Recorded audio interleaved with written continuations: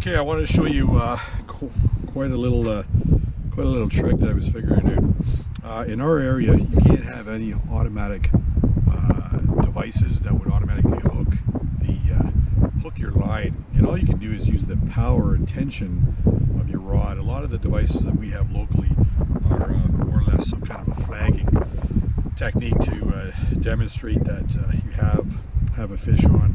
So this is something I whittled up the other day. Okay, and in fact I made it look like a very slender fish, if you will. But you could easily carve that out of a twig, and I was trying to show you that earlier, where something like that, okay, where you have this kind of backwards notch happening in the stick, and you just tie it around with some extra line. You don't even have to have any extra line. But so this is something I whittled out. Now what you do is, and again, you don't even need holes. You can actually just tie it around the tail shape, maybe cut a little notch around it. Use an extra piece of line, use a paracord, bank line, extra piece of fishing line, and tie it somewhere on your rod. Now each rod is kind of unique. Some rods might have a little kind of a hook, kind of the wire right there, or come up to one of the nearest eyelets. Now from here, okay, you're gonna have to play with the length a little bit, but you flex your rod tip down, and this extends out to, and you got to be careful now on a cold day now, out to and grabs your eyelet. Okay, so you have to play with that angle a bit. My angle is pretty steep right now going off this front eyelet, and then with the leftover line you tuck it through the mouth, or in this case a little notch, and there you go. So down in the hole, careful not to hook myself here. When the fish pulls down on the line, okay, you can see the hook here in the sinker. When your fish pulls down, now again, that's going to be in there. It's blowing pretty good. There's not too much weight on it. When a fish pulls down, that snap, because this distance is shorter than the length of the line going up, it pulls down. I'll pull down on the hook, and right away, if I wasn't grabbing that hook, that is already set, and I have that much more flexion in the rod to continue to draw up and set the hook. Okay, so let's have a look at that one more time. Each rod is a little different. Carve a little stick with a little backwards notch. So any stick like this, the bigger end going away, the finer end going back. And again, the distance, you'd have to pre-measure a little bit. The distance away is where you need that little backwards notch. Okay, and that's enough to just catch the eye, okay, of your kind of your little carved stick, and the eye of your the eye of your rod, and then a little notch. I've carved a little mouth through the end of it here, and I'd love if you left a comment down below what I could name this little device. But yeah, no, jaw jacker's already taken, but we're gonna have to do something creative. Leave a comment down below, and in fact, with my laser engraving business, I could actually probably laser that on the side. So there's the setup. Hopefully you can see that. That can be set in the hole, and then at the slightest pull, right away, it actually hook sets. And I have to hold this hook tight. It actually hook sets the hook quite tight. Okay, we'll try to show you how this set all comes together here. So I'm gonna drop it down the hole.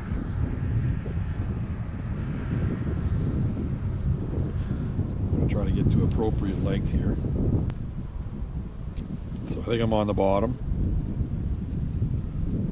I'm going to wind it up a little bit and get my portable rod holder ready. All right. So I'm going to set that in there so I can be hands-free to set this. So now I'm going to bend over the rod tip.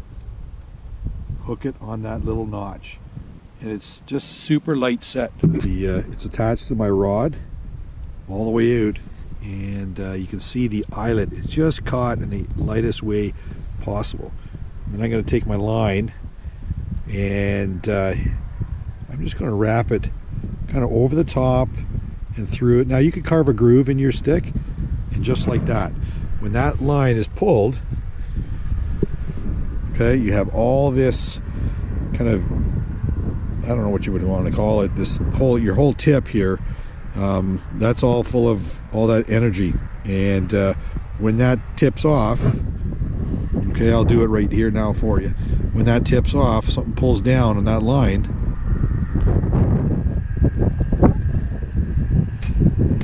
okay, and automatically sets the rod up. Rod tip pops up, sets the hook, and you should be pulling up a fish. And just like that, a few minutes later,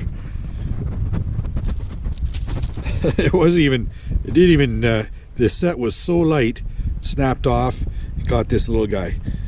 Let's get him back in the hole here. It wasn't, it just fell off the hook. Come here, bud. There you go. There we go. It works.